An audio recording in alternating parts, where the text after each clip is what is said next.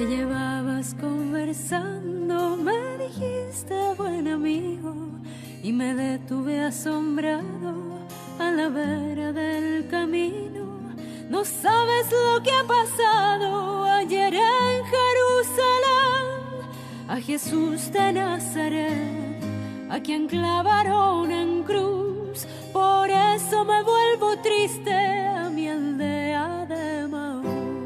En el camino de Emaús. Por la calzada de Emaús. Jesús mismo se acercó y caminaba con ellos. En Radio Luz a las Naciones, canal cristiano de comunicación, presentamos una serie de enseñanzas sobre el pasaje que Lucas nos dejó registrado en su Evangelio, que nos traerán calor al corazón y entendimiento a nuestra mente.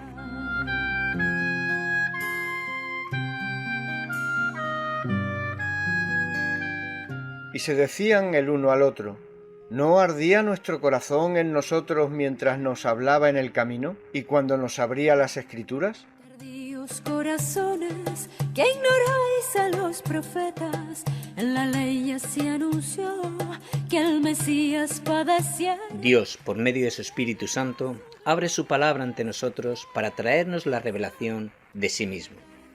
Jesucristo quiere hoy también, como antaño, ponerse a nuestro lado y que caminemos con Él, recorriendo por fe esta maravillosa caminata bíblica.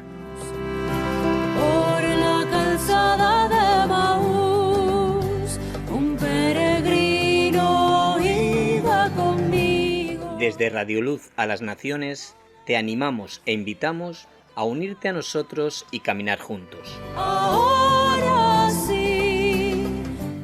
Nos vemos en el camino de Emaús. Hizo señas de seguir más allá de nuestra aldea, y la luz del sol poniente pareció que se muriera. Quédate forastero, ponte a la mesa y bendice, y al destello de tu luz, en la bendición del pan, mis ojos conocen. Pues repito y doy la bienvenida para todos, es un gusto veros. Y bueno, pues como ya todos sabéis, hemos empezado con esta nueva serie que la hemos titulado El Camino de Emaús, y que, bueno, tiene que ver con ver a Cristo en el Antiguo Testamento, ¿no? Hemos dicho ya algunas recomendaciones, algunas cosas. No vamos a estar buscando en cada versículo del Antiguo Testamento, ¿no?, una manera de ver a Cristo, pero hay ciertos tipos, sombras, figuras, que son muy evidentes, muy claras, que en el Antiguo Testamento nos hablan o nos prefiguran no solamente la persona de Cristo, sino su ministerio, el plan de redención y todo lo que tiene que ver con Cristo. Así que podemos decir que el Antiguo Testamento nos ayuda a entender las figuras del Antiguo Testamento, los tipos nos ayudan a entender mejor el Nuevo Testamento. Siempre ponemos el mismo ejemplo, ¿no?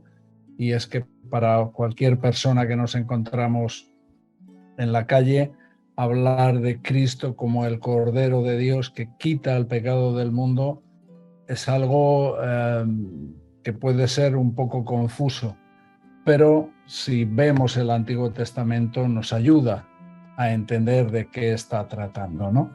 Y a la vez también pasa lo contrario, a veces los antitipos, lo real del Nuevo Testamento nos ayuda a entender de qué está hablando. Así que lo que sí podemos decir, no estamos hablando de dos cosas diferentes, Antiguo Testamento y Nuevo Testamento, estamos hablando de un mismo hilo, de una misma línea, de una misma historia cuyo personaje principal, su personaje central es Cristo, ¿no? Cristo es el centro de de la palabra de Dios. La cristología, podemos decir, como que es la parte de la teología más importante y que todo nos tiene que ayudar a entender qué es lo que Cristo es y lo que Él hace por nosotros. Así que bueno, antes de empezar, vamos a hacer una oración para que el Señor nos ayude a que podamos hablar de lo que tiene que ver con Él, con su gloria, con su misericordia, y que podamos glorificarle a Él en lo que vamos a hacer, ¿no? Esta oportunidad que tenemos, de, aunque estamos lejos, pues poder estar juntos haciendo este estudio, pues creo que también es un privilegio. Señor, te agradecemos esta oportunidad que tenemos de poder estar juntos a través de este medio para conocerte más, Señor, para conocer tu ministerio, tu obra, Señor, a través de toda la palabra, Señor. Tú nos dices que toda la palabra es útil, toda la palabra es buena para nosotros, para poder escudriñarla. Toda la palabra nos hace ver y nos revela todo lo que tenemos que conocer acerca de tu persona. Por eso, Señor, te pido que nos ayudes. Queremos hablar de ti, queremos que solamente tú seas el protagonista de lo que hacemos en estas reuniones, que tú seas glorificado y pues que de alguna manera prepares nuestros corazones y también nuestros pensamientos, nuestra mente, para poder, Señor, verte a ti, que es el propósito de lo que queremos hacer aquí. Te lo pedimos en el nombre de Jesús, Señor, ayúdame en la exposición de tu palabra y en tu nombre hacemos todo esto, Jesús. Amén. Bueno, estamos en el principio del libro de Génesis. El otro día estuvimos viendo todo lo que la Biblia nos enseña de Cristo como creador. Ya es un tema que el otro día hemos tratado. Cristo es el creador de todo. Él es el verbo que dice y es, ¿no? Sea la luz y fue la luz, ¿no? Él es el verbo, es la expresión de Dios, es la palabra de Dios, es el medio por el cual las cosas son creadas, el verbo que dice y es. El otro día tocamos este tema de Cristo, la luz, y que quiero añadir un versículo a lo que compartimos el otro día, que lo vamos a ver en la segunda carta que Pablo escribe a los Corintios, capítulo 4, versículo 6, dice así: porque Dios, que mandó que de las tinieblas resplandeciese la luz, Él es el que resplandeció en nuestros corazones para iluminación del conocimiento de la gloria de Dios en la faz de Jesucristo. Así que aquí vemos como Cristo, como la luz que resplandece, esa iluminación del conocimiento de la gloria de Dios, que lo podemos ver en Jesucristo. Así que lo que estamos viendo lejos no son datos, no estamos viendo información, estamos viendo algo que tiene que ver con la gloria de Dios, Así que creo que es un tema muy importante. Volvemos otra vez al principio, al libro de Génesis. Siguen los días de la creación y hay un momento en el versículo 10 que hay una expresión que es, bueno, curiosa. Dice así: y llamó Dios a lo seco tierra, y a la reunión de las aguas llamó mares. Y dice: y vio Dios que era bueno. Esta es una expresión que vamos a ver a lo largo de toda la creación. Y vio Dios que era bueno. Cuando hace el hombre, lo vamos a ver luego más tarde, también. Y vio Dios que era bueno. Así que Dios vio su creación y la, vamos a decir, como si la juzgara o como si la valorara, y vio que estaba bien hecho, que era bueno. Así que esto es un tema importante que lo vamos a ver en cuestiones de doctrina.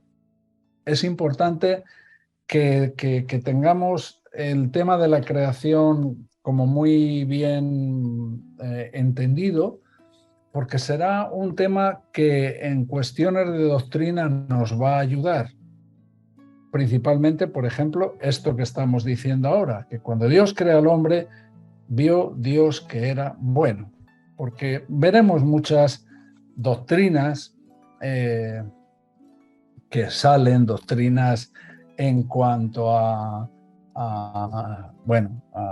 la condición del hombre, a las maldades, a que si Dios ha creado el pecado o no lo ha creado, cosas que muchas veces se entran en discusiones y que además traen bastante confusión. Entonces, vamos a ver ciertos argumentos que lo vamos a tener aquí en este relato de la creación.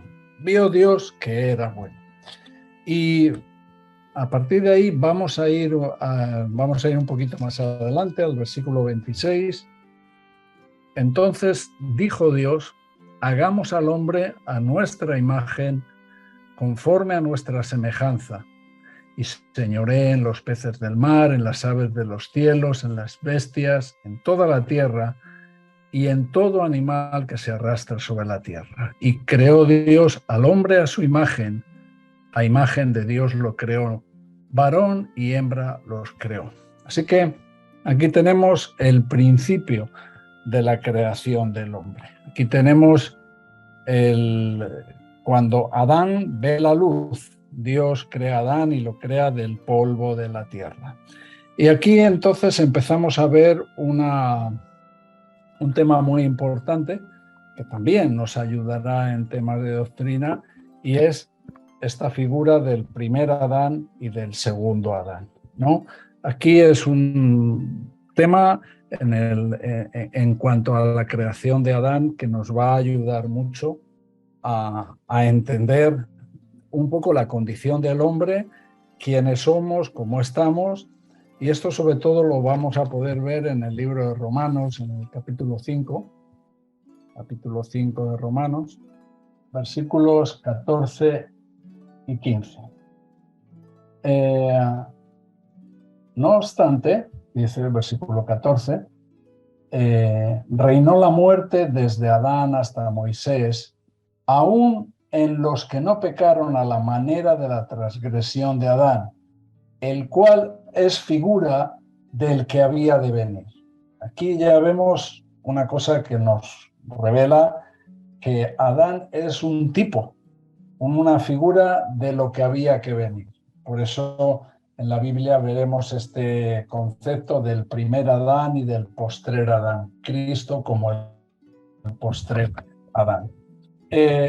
Aquí hay una palabra que vamos a usar, y hemos hablado el otro día de los tipos, de la tipología. Personas, sitios, lugares del Antiguo Testamento que nos prefiguran o que nos hacen una sombra de un antitipo que hay en el Nuevo Testamento, de una realidad, ¿no? El tabernáculo es un tipo de Cristo, el templo es un tipo de Cristo, pero también hay otra cosa que los teólogos llaman paralelismo antitético, que es cuando hay dos cosas que se comparan, pero la una es lo contrario del otro. Y Adán tiene las dos partes. Hay partes en las que es un tipo es un tipo y vamos a prefigurar, vamos a ver una sombra de lo que es Cristo, pero también vamos a ver estos paralelismos antitéticos. Por ejemplo, la obra de Adán, el resultado de lo que hace Adán es para muerte. La obra de Cristo es para vida. Versículo 16, el 15 de este Romanos capítulo 5. Pero el don, dice, no fue como la transgresión, porque si por la transgresión de aquel uno, el Adán, murieron los muchos, abundaron mucho más para los muchos la gracia y el don de Dios por la gracia de un hombre, Jesucristo, el postrer Adán. Versículo 16. Y con el don no sucede como en el caso de aquel uno que pecó, porque ciertamente el juicio vino a causa de un solo pecado para condenación, pero el don vino a causa de muchas transgresiones para justificación.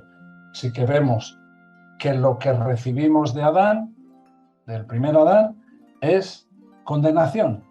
Lo que recibimos de Cristo es justificación. Versículo 17. Pues si por la transgresión de uno reinó la muerte, de uno solo reinó la muerte, mucho más reinarán en vida por uno solo, Jesucristo, los que reciben la abundancia de la gracia y el don de la justicia. Aquí vemos que por Adán, por el primer Adán, entra este reino de la muerte, ¿no? Pero por Cristo viene este reino de la vida. Versículo 19.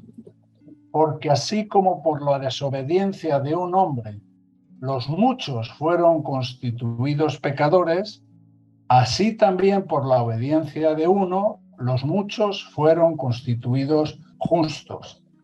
La desobediencia del primer Adán constituye pecadores.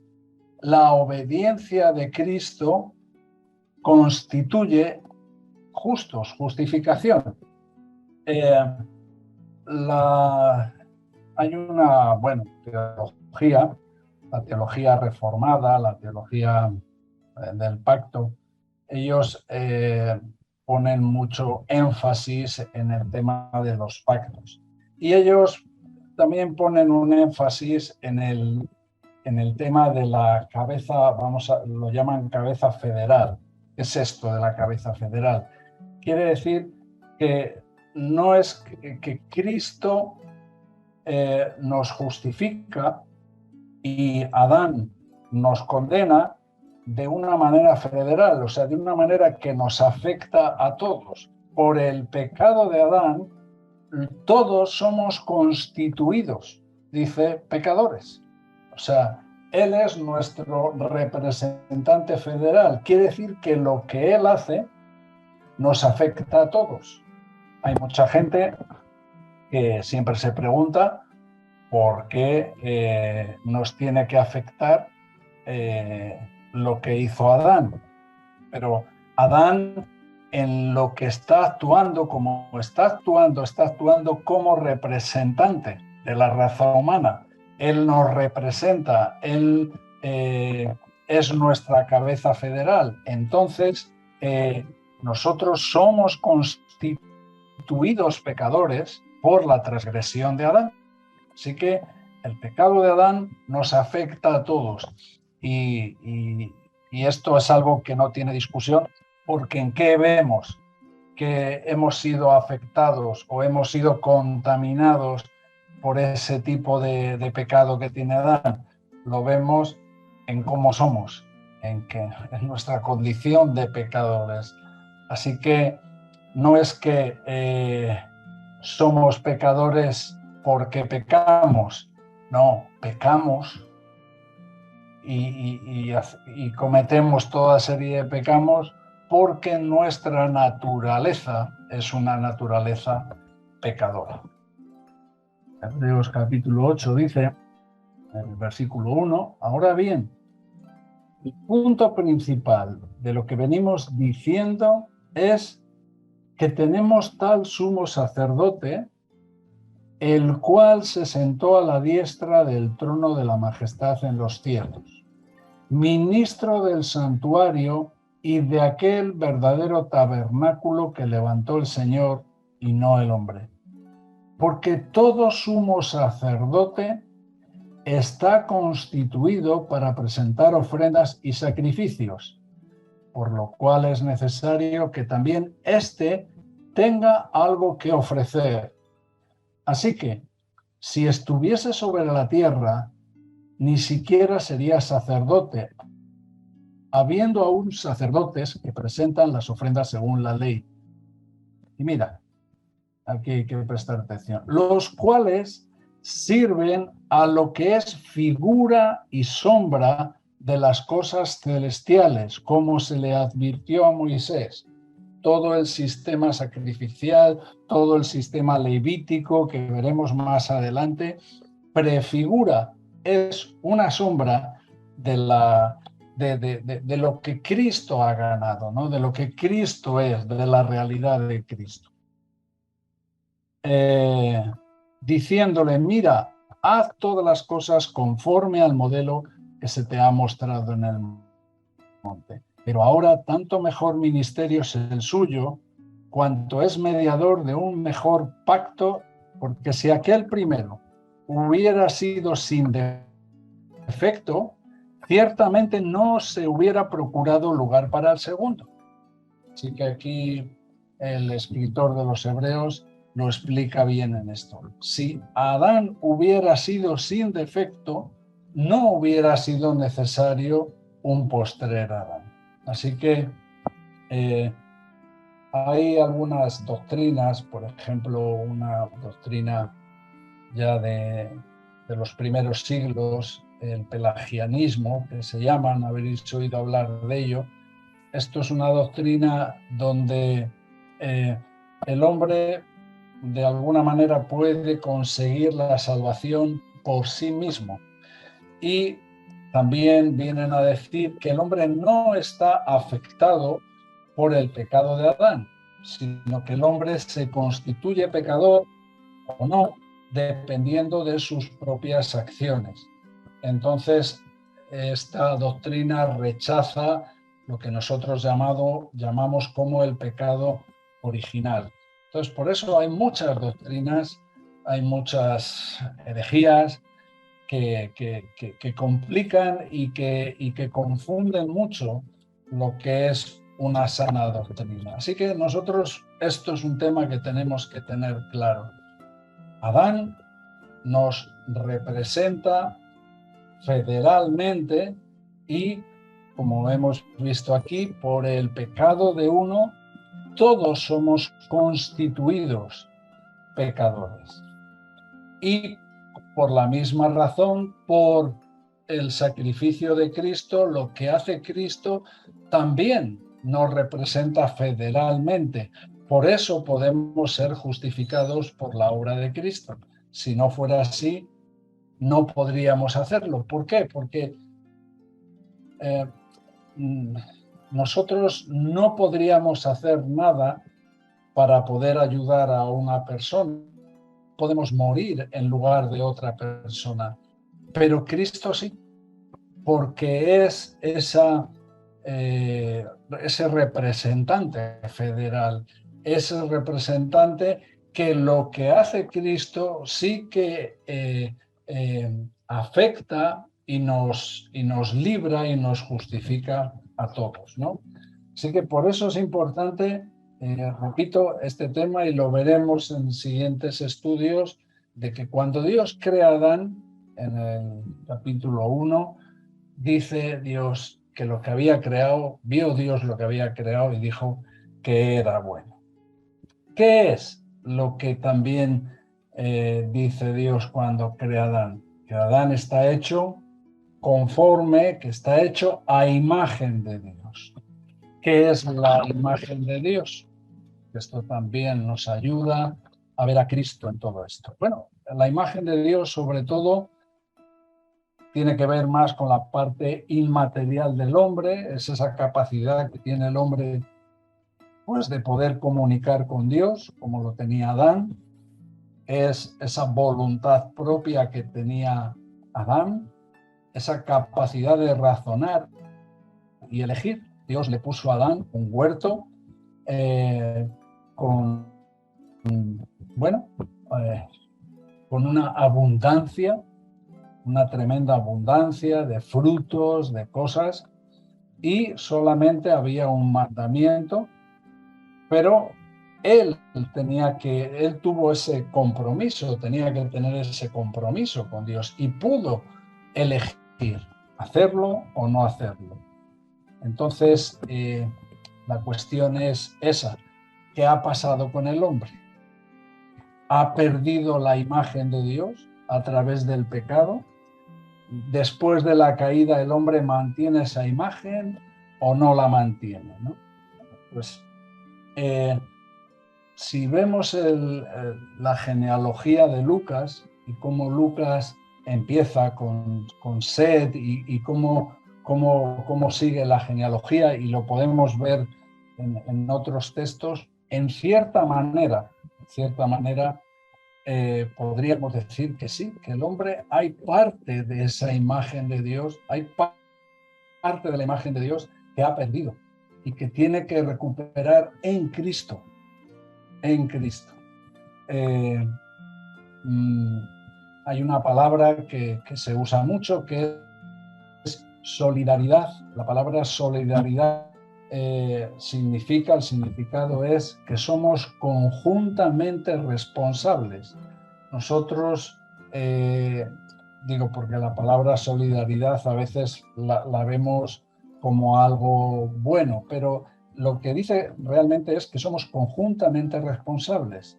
Entonces, por la situación de Adán, somos conjuntamente responsables.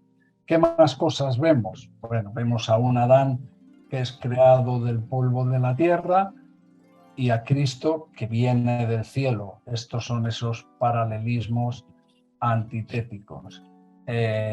Adán, Dios le crea y le da una autoridad en el mundo. Cristo es la autoridad en toda la creación.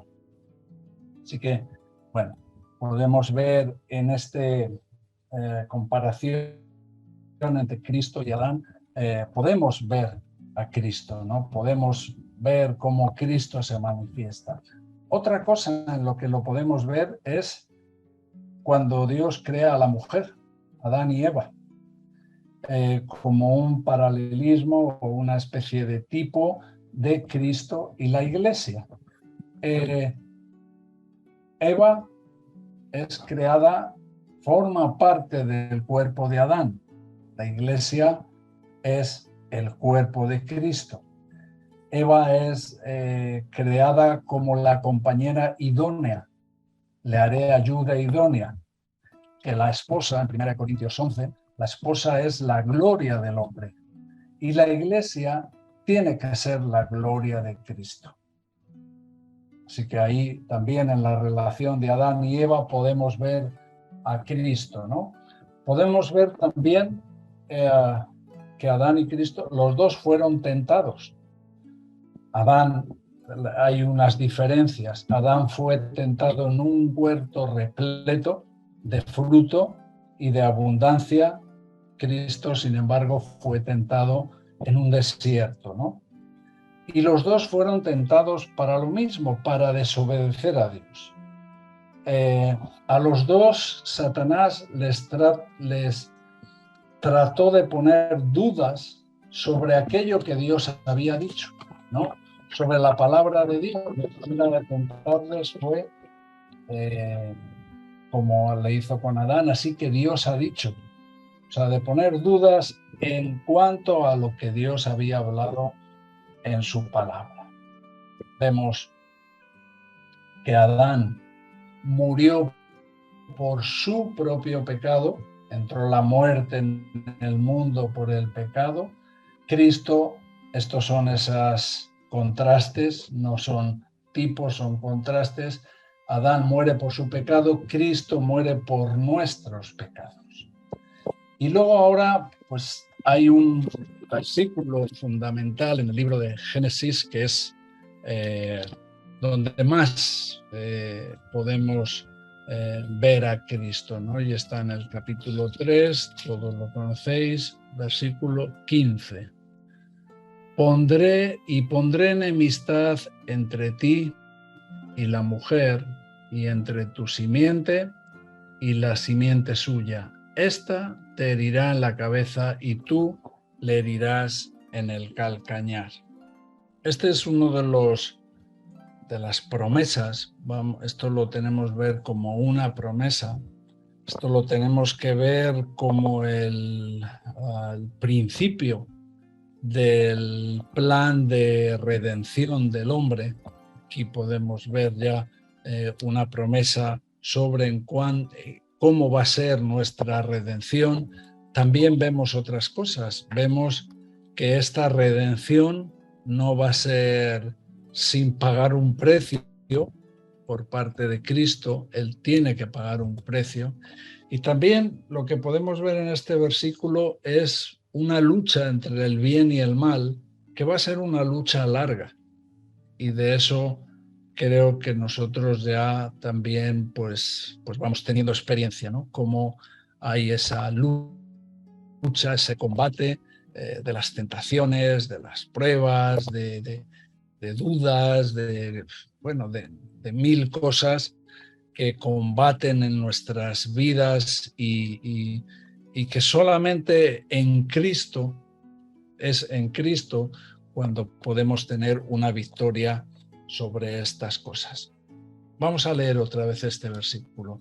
Y pondré enemistad entre ti y la mujer, y entre tu simiente y la simiente suya. Esta te herirá en la cabeza, tú le herirás en el calcañar. Cristo está trayendo un juicio, trayendo una palabra a Satanás que viene como consecuencia de lo que Satanás había hecho. Pero mira cómo hace Dios las cosas. Dios asume reparar el daño que había causado Satanás.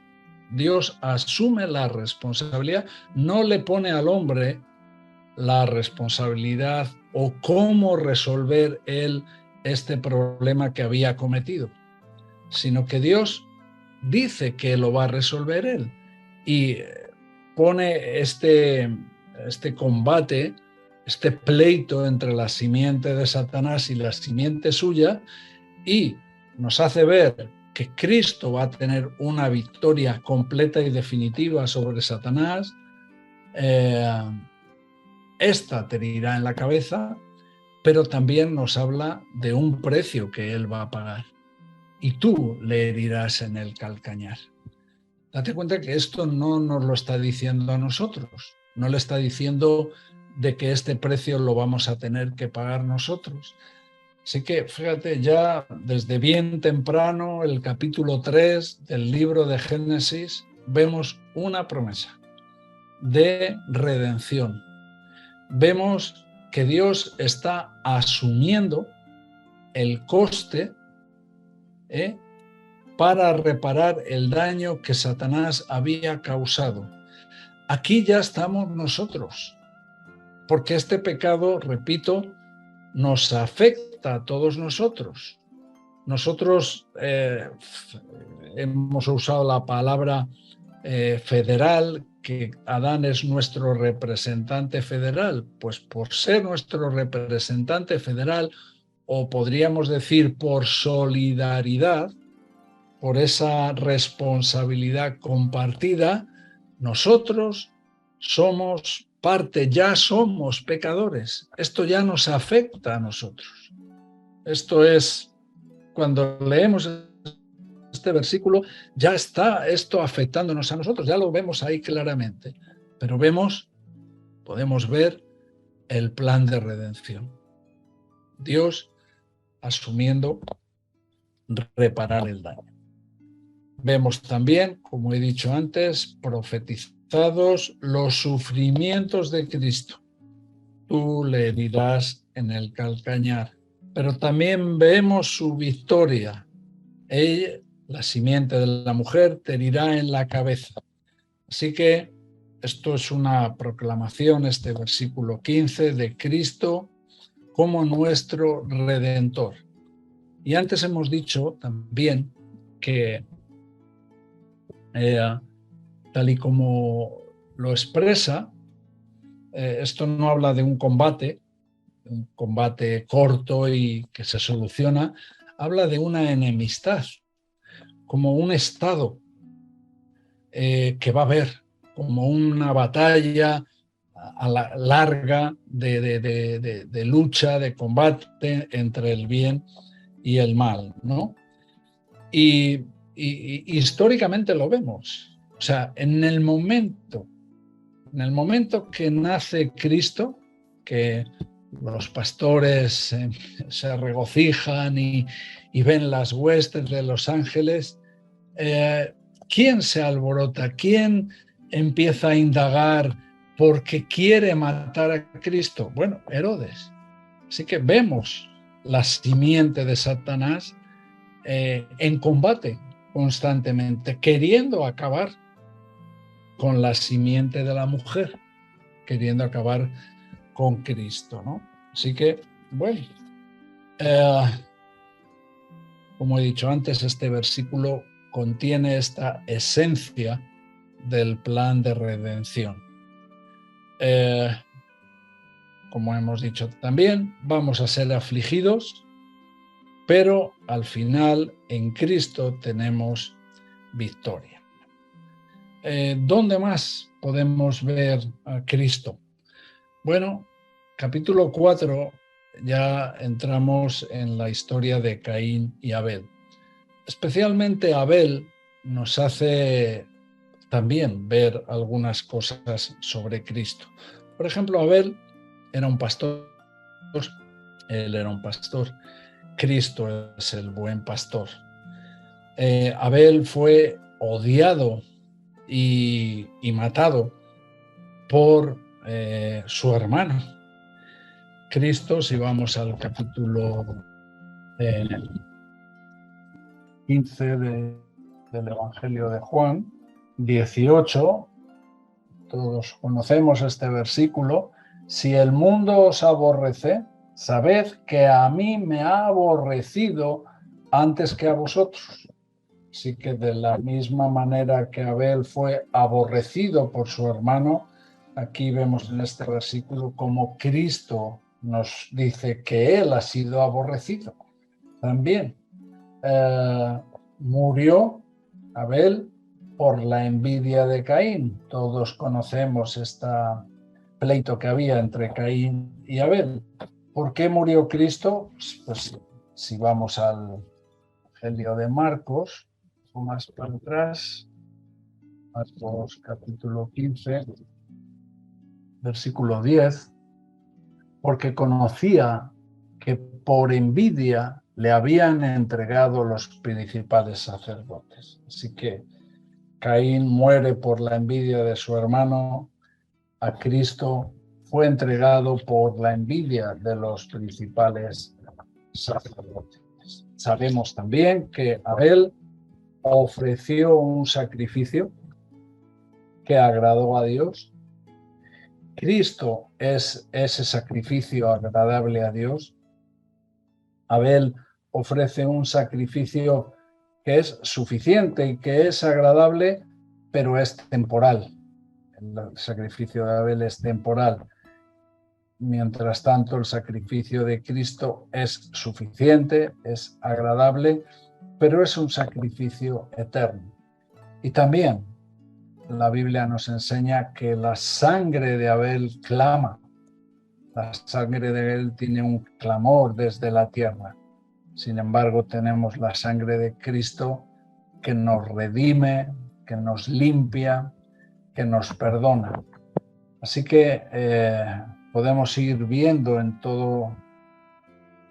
todos estos ejemplos que hemos puesto hoy, tanto en la vida de Adán, en la relación de Adán y Eva, en la vida de Abel, en este Génesis capítulo 3, versículo 15, podemos ver a Cristo, ¿no? Y podemos ver la gloria de Cristo y cómo ese plan de redención no es una invención, no es una ocurrencia de última hora, que cuando las cosas se ponen mal, pues Dios decide mandar a su Hijo a última hora para resolver el problema de los hombres, sino que este plan de redención ya estaba en marcha, ya estaba desde el principio establecido. Dios sabe en su presciencia, en su completa sabiduría, conoce los tiempos, conoce las circunstancias, conoce cómo son las cosas, y en eso este plan de salvación ya estaba en marcha desde antes de la fundación del mundo. Génesis es uno de los libros donde más vamos a poder ver este tipo de tipos, ¿no? Luego tenemos partes como Levítico, que donde veremos en la ley, en el sistema levítico, como también son figuras de lo que ha de venir. El libro de Isaías es muy profético, muy claro sobre Cristo y sobre su ministerio, sobre cómo iba a ser su vida. Así que vamos a ver libros donde tendremos mucho más información o tendremos mucho más claridad de lo que Cristo es, y veremos otros libros donde igual no vamos a tener tantas revelaciones o tantos ejemplos o tantos tipos, ¿no? Y bueno, pues también es verdad que como hemos dicho el otro día, si alguien quiere aportar alguna cosa o quiere comentar alguna cosa pues que haya podido ver en lo que estamos leyendo, pues con gusto, si me lo mandáis, lo comentaremos y lo hablaremos. Bueno, en principio, esta segunda clase lo vamos a dejar hasta aquí, ¿no? Vamos a quedarnos con estos ejemplos, con estas situaciones que hemos comentado de Adán y Eva y de Abel, ¿no? Y luego pues seguiremos viendo de otros personajes aquí en el libro de Génesis. Joel, que estás por ahí, ¿te gustaría añadir alguna cosa, algo? Bueno, en lo de Adán, en comparación con el Señor, los dos son protagonistas de una creación.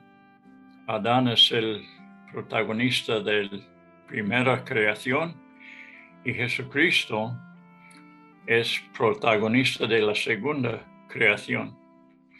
Esa es una cosa. La otra cosa que me ayuda a entender esa cosa de que nosotros somos participantes con Adán en su pecado.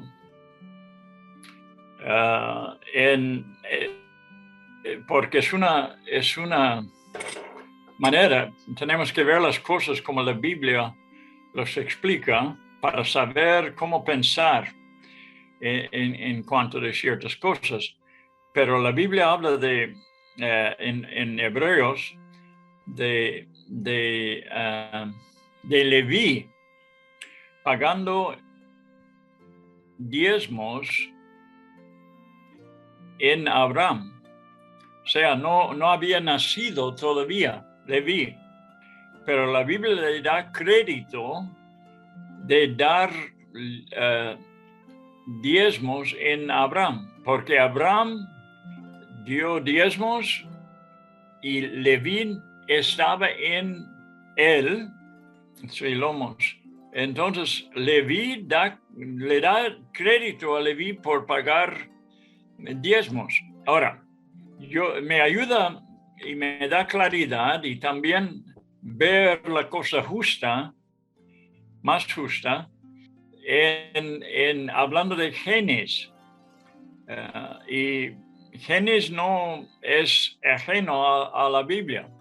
Cuando la Biblia habla de generación, muchas veces, a veces está hablando de cierto tiempo, pero otras veces está hablando de genes, generación de víboras, por ejemplo.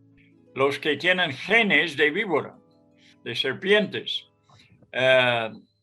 Y viendo que Adán es nuestro padre, Adán y Eva son nuestros padres originalmente, todos los genes que han esparcido por todo el mundo tienen a Adán y Eva como el origen de todo. Entonces, porque tenemos los genes de Adán y Eva y de ninguna otra parte, claro, ¿qué es lo que pasa? Nosotros somos el resultado de los genes de nuestros padres. Ahora, si Adán y Eva son los únicos padres de la raza humana, los mismos genes que estaban en ellos están en nosotros ahora. Y cuando Adán pecó, él fue el pecador original, ¿verdad? Y no podemos nosotros ser otra cosa más que fue Adán por naturaleza, porque él fue un pecador y nosotros estábamos en Adán, pecando. La misma cosa en cuanto de Jesús. Si no nos ve justo esta cosa, si no lo vemos justo, mira, ¿por qué Dios me está culpando por algo que hizo Adán? Hay otra cosa que pensar. Y es que, como dijo Pablo, que nosotros pecamos en Adán y por eso pasó la muerte a nosotros, pero ¿qué dice enseguida? Que en Cristo somos hechos vivos. Cristo, sin que nosotros, ¿verdad?, hicimos nada, hace 2000 años, Cristo hizo la obra para que nosotros fuéramos justificados. En Cristo somos hechos vivos. Decimos, pero eso no es justo. Esto no es justo. Nosotros no hemos hecho nada para eso. Pero en términos bíblicos, nosotros participamos con Cristo porque venimos de Él, ¿verdad? Y la vida que hay en Él, ahora hay en nosotros.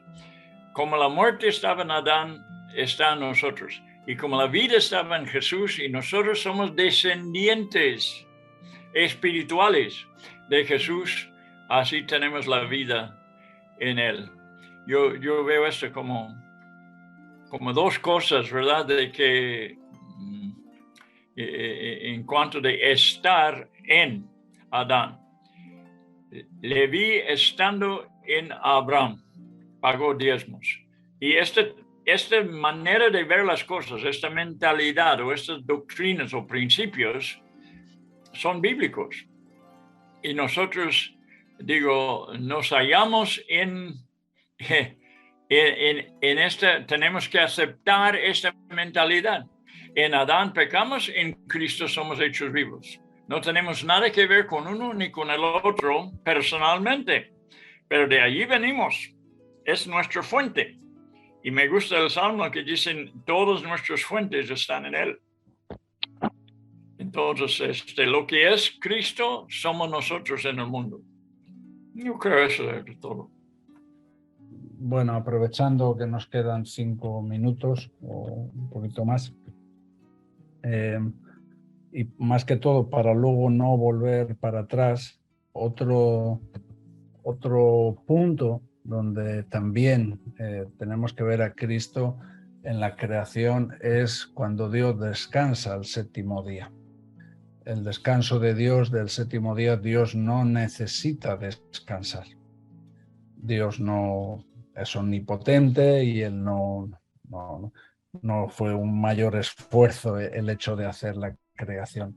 ¿por qué Dios descansa el séptimo día? Dios está poniendo ahí un poco las bases de lo que es el Sabbat, que la palabra Sabbat significa descanso, parar de hacer para los judíos. Pero lejos de establecer una ley, ¿no?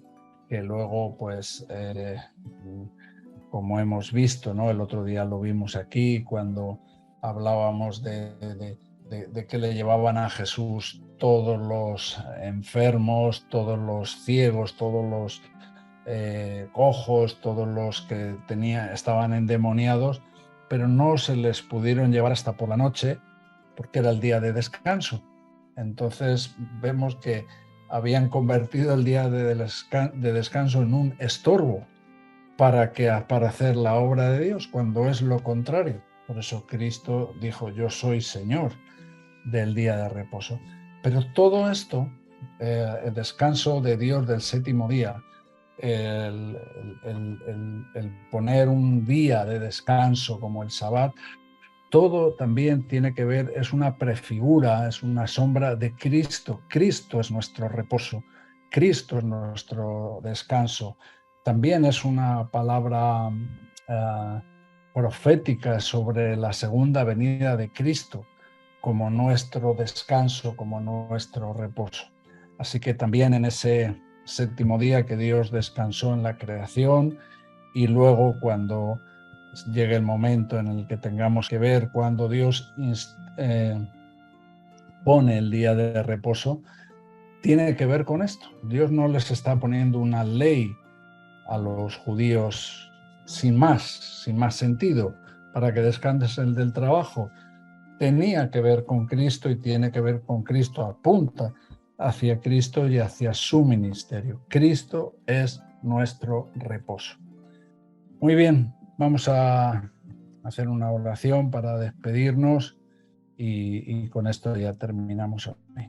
Señor, agradecemos el haber podido estar aquí juntos hoy, tu palabra, el poder haber escudriñado tus escrituras, poder verte a ti, poder glorificarte a ti, Señor, poder ver cómo tú nos has redimido, nos has asumido el costo, Señor, de nuestra justificación, de nuestra redención. Tú has sufrido en ti, Señor, todo el precio, Señor, que nosotros debíamos de pagar. Oh Dios, qué bueno es haberte conocido, qué bueno es poder verte, Señor, a lo largo de la Escritura. Te damos gracias, Señor, y deseo pues que todo esto pues sea una palabra de ánimo, Señor, ver que sí, que hay una batalla, hay una lucha, pero que contigo somos más que vencedores. Por eso te damos gracias, Padre, en el nombre de Jesús. Amén.